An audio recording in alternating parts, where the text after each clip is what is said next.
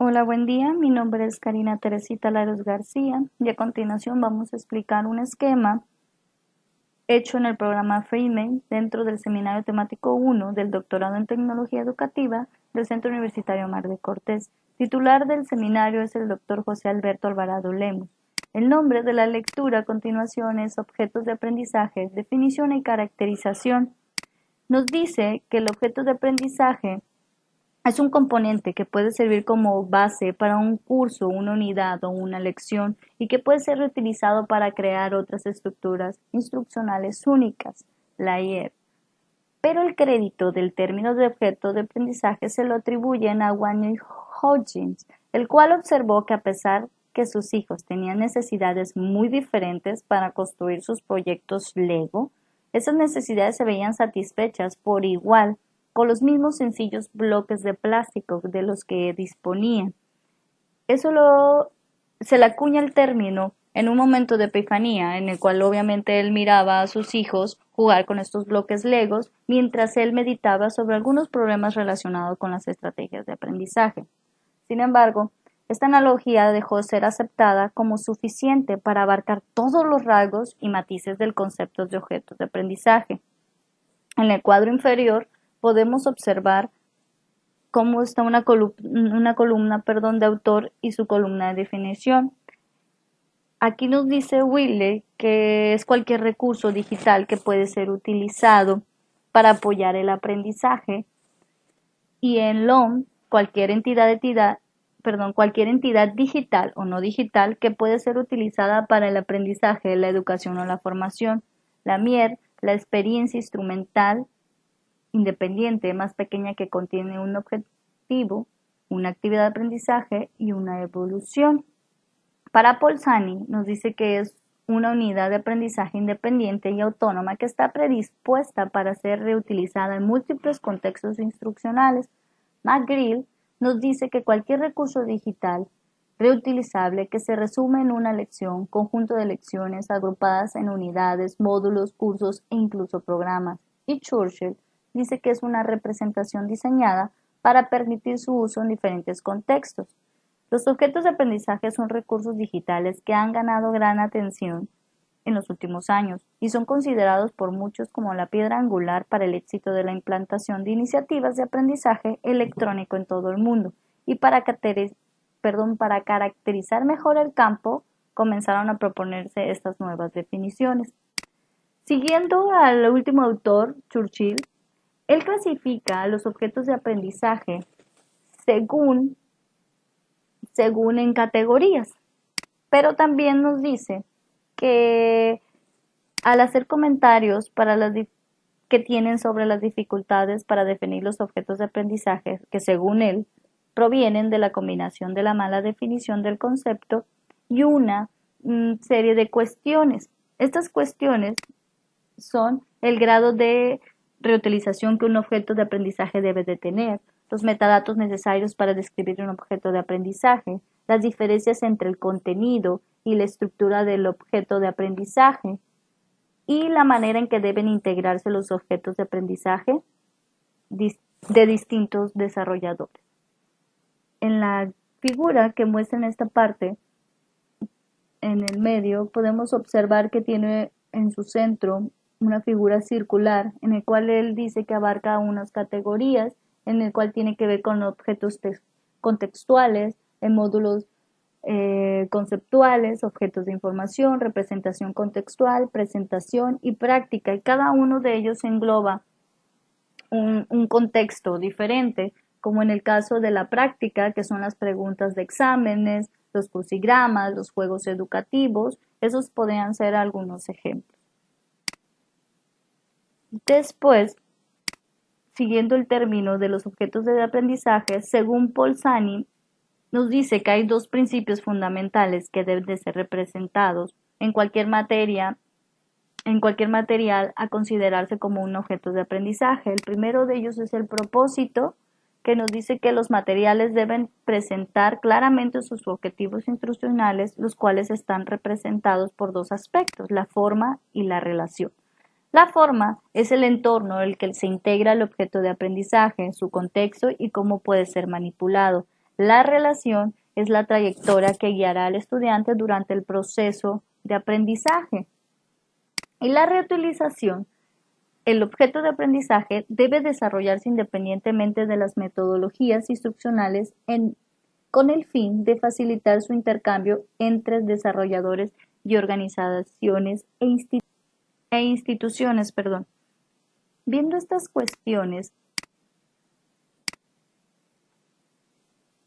que influyen en el grado de reutilización de un recurso, y estas cuestiones han ayudado a popularizar el término de objeto de aprendizaje, nos brinca a la idea que se desarrollan las famosas características. Estas características han contribuido a la solidación del campo o del término de objetos de aprendizaje. El primero de ellos es la granularidad, que también es conocida como el nivel de agregación de un objeto de aprendizaje. Se refiere al tamaño del recurso y su descomposición, es decir, en que el recurso está destinado a utilizarse para formar recursos mucho más grandes.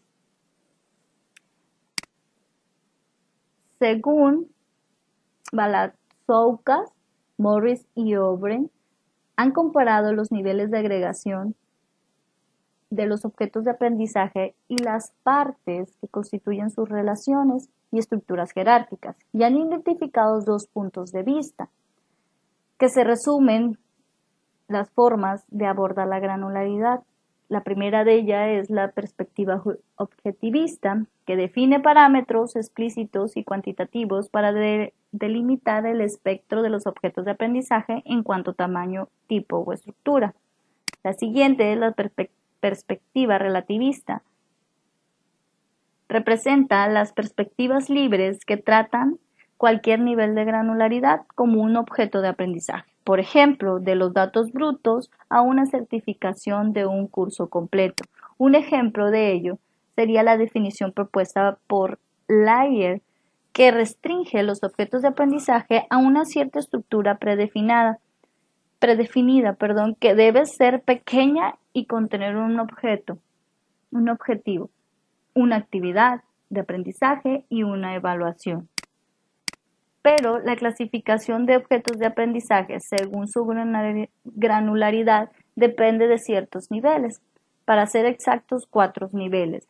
El primer nivel nos dice que el menor nivel de agregación, tales como fragmentos o datos medio brutos. El nivel 2, una colección de objetos de aprendizaje del nivel 1, como una lección. El nivel 3, una colección de objetos de aprendizaje del nivel 2, como un curso. Y el nivel 4, que es el mayor nivel de granularidad, como una colección de recursos.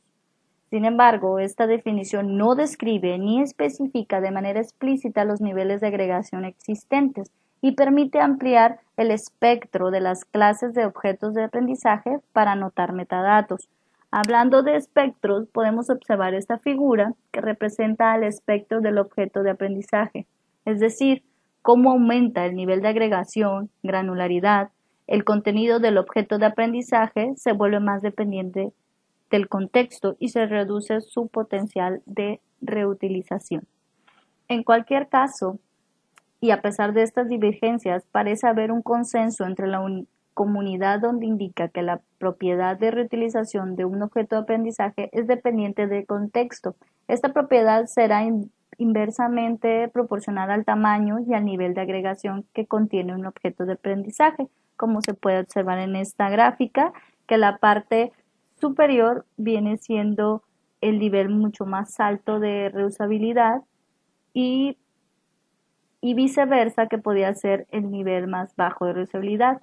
En esta gráfica, dependiendo la contextualización, puede traerse de la siguiente manera. El nivel 4 podría estar en la parte inferior, sucesivamente hasta el nivel 1. Pasando a la siguiente característica, que serían los metadatos. Los metadatos tienen el propósito de dar soporte para la indexación y la búsqueda de los materiales en los sistemas de recuperación. Los metadatos descriptivos es la clave para encontrar y seleccionar el material relevante en cualquier sistema de de recuperación. Pero vamos viendo qué son los metadatos. Son los datos estructurados sobre otros datos, creados y gestionados para describirlos de algún modo que puedan utilizarse para una función diferente de las funciones de los datos originales del objeto, según Corrier. Y describe algunos puntos en el cual los objetos de aprendizaje están en un contexto de aspectos sobre metadatos. Tenemos tres, que es la descripción del contenido, el método de generación y la fuente de la categoría descrita. En la parte superior, que es el número 1, descripción del contenido, nos puede tener dos vertientes. Estas dos vertientes son los metadatos descriptivos y los metadatos evaluativos. Los descriptivos son los que proporcionan descripciones interoperables de los recursos de aprendizaje. Estos proporcionan descripciones para estos recursos, a diferencia de los metadatos evaluativos, donde los usuarios pueden crear revisiones de los objetos de aprendizaje, donde también se permite que la comunidad de usuarios proporcione sus propios comentarios y valoraciones sobre los materiales y sobre todo las conexiones, que son los que valoran la calidad del repositorio mediante el sistema llamado lentes. El siguiente punto, que es el número 2, que es el método de generación, que se le conoce como trabajo humano y extracción automática, a primera vista puede parecer simplemente proporciones de sistemas de recuperación de metadatos para los buenos recursos, pero esto hace imposible confiar solamente en el trabajo humano para describir cada recurso. Entonces, esta situación ha llevado a los investigadores a buscar alternativas para generar y extraer automáticamente estos metadatos. Sabemos que es costosa la creación de metadatos y como el número de recursos aumenta rápidamente en Internet y en los repositorios de objetos de aprendizaje, se está creando una serie de recursos repositorios en el que se puedan acceder o se puedan bajar automáticamente sin el trabajo humano. Y la fuente de la categoría descrita, que pueden ser las fuentes intrínseca y fuente extrínseca. La intrínseca se refiere a la información que contiene el recurso en sí, y la fuente extrínseca son aquellas que tienen un fuerte componente o subjetivo, no están disponibles de forma explícita dentro del recurso. Los metadatos en el contexto de objetos de aprendizaje, su propósito es dar un soporte para la indexación y la búsqueda. Según lo señalado por Corrier, los metadatos de baja calidad pueden implicar que un recurso sea básicamente invisible en el repositorio y permanece en él sin utilizarse. Entonces, la clave para encontrar estos repositorios serían los metadatos descriptivos. El estándar más conocido, que se basa en el trabajo de metadatos realizados por la iniciativa de metadatos Dublin Core, nos dice en general que describe el recurso en su conjunto con información sobre su título o idioma. Por ejemplo, el ciclo de vida, los metadatos, técnicas, uso educativo, derechos, relación, anotación y clasificación. Esto nos lleva a tener un recurso de muy buena calidad donde se describe el objeto de aprendizaje de acuerdo a su sistema específico y el cual contiene comentarios del uso educativo, en el cual tiene información sobre los aspectos y obviamente los derechos de las condiciones de uso y los derechos de propiedad intelectual del material. Siguiendo con el texto de los objetos de aprendizaje y sus características, pasamos al siguiente, que es el número 3, que es la característica de accesibilidad. Aquí la característica de accesibilidad. Las metáforas han limitado las formas de entender el concepto. El concepto de reutilización, que normalmente se asocia a las ideas de ensamblado y descomposición de los recursos existentes, que según Álvarez y Muñoz, nos dice que ver la reutilización como la posibilidad de cambiar el objeto de aprendizaje en sí de una forma sustancial.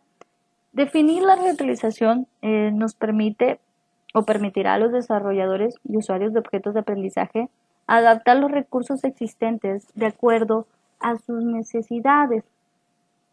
Esto nos lleva a que en los últimos años ha surgido un paradigma que nombra los recursos como recursos educativos abiertos, en el cual comprende que el contenido de enseñanza y aprendizaje, las herramientas basadas en software y servicios y las licencias que permiten el desarrollo abierto y la realización de contenidos, herramientas y servicios se han conglomerado en el Open Courseware del MIT, que son los recursos educativos abiertos, que nos dice que es una iniciativa notable para la popularización del conocimiento y es representativo de la preocupación general del intercambio abierto para el beneficio del público. Y en los repositorios Connection, que nos dicen que es un repositorio que permite a los usuarios crear y compartir materiales de forma colaborativa mediante la interacción social para la creación de materiales. En el primer paso del nuevo paradigma es superar las restricciones actuales impuestas por el derecho de autor y propiedad intelectual. A eso le llamamos nivel de uso, que este dependerá de la licencia adjunta al recurso, así como del tipo o formato del recurso. Un ejemplo de ello son los objetos de aprendizaje en formato Flash, que podrían estar disponibles junto con una licencia que permita la revisión y la combinación. Sin embargo, sería difícil llevar a cabo estas tareas una vez que el formato está cerrado y no permite las modificaciones. Los creadores de objetos de aprendizaje deberían, en opinión de Wiley, liberar sus creaciones a través del uso de la licencia de derechos de autor que permite el uso de los derechos sin ningún costo y sin necesidad de pedir permiso para cambiar y adaptar los recursos. Ahora vamos viendo la importancia de los recursos educativos abiertos. ¿Por qué los autores se empeñan tanto en que el nivel de uso no tenga impuestos los derechos de autor y que sean utilizados sin ningún costo? Esto nos da pie a que la importancia de los recursos educativos abiertos, según la UNESCO y la OCDE, reconocen la importancia de disponer de recursos educativos abiertos para difundir el conocimiento y desde nuestro punto de vista es el camino adecuado para conseguir la reutilización de los objetos de aprendizaje. Después de esto viene la reusabilidad. La reusabilidad, según Álvarez y Muñoz, sostiene que ver la reutilización como la posibilidad de cambiar el objeto de aprendizaje en sí de su forma sustancial, lo que hemos comentado antes, la abundancia de estos recursos en los repositorios y la disponibilidad para poderse evaluar en algunos de ellos ha permitido utilizarlos como indicadores de calidad. Dice, la reutilización en el objeto de aprendizaje debe desarrollarse independientemente de las metodologías instruccionales con el fin de facilitar su intercambio entre desarrolladores, organizaciones e instituciones. Aquí crece la preocupación para desarrollar nuevas técnicas automatizadas y herramientas que puedan utilizarse. Las medidas cuantitativas de los objetos de aprendizaje pueden ser extraídas para comparar con el fin de identificar atributos intrínsecos asociados con la calidad, en el cual nos lleva a que la búsqueda, la selección más la recomendación puede resultar o igualar a los que son los materiales de muy buena calidad. Según la preocupación de la calidad se refiere a la precisión de contenidos, la idoneidad para el público al que va dirigido, al diseño eficaz y la compleción de los metadatos. Esta calidad de los recursos de aprendizaje es una tarea difícil y compleja que a menudo gira en torno a múltiples aspectos que deben observarse detalladamente. Y eso sería todo, serían las clasificaciones o las características, que interfieren en la lectura y en los objetos de aprendizaje. Mi conclusión entonces es que es necesario tener este tipo de disponibilidad por los repositorios de recursos de aprendizaje. En caso que esta información no esté disponible, hay que buscar alternativas que nos permitan obtener muy buena calidad de estos objetos de aprendizaje para contrastarlas con las métricas obtenidas y establecer perfiles, clasificación y otros tipos de metadatos evaluativos disponibles en otros o en algunos repositorios. Entonces, los objetos de aprendizaje quedamos en que son recursos digitales que han ganado gran atención en los últimos años y que son considerados por muchos como la piedra angular para el éxito. Son estructuras digitales, multifacéticas y heterogéneas. Es normal encontrar diferentes visiones y opiniones sobre lo que constituye y cuáles son las características más importantes que debe contener o presentar. Esto ha sido todo por hoy. Muchas gracias y hasta la próxima.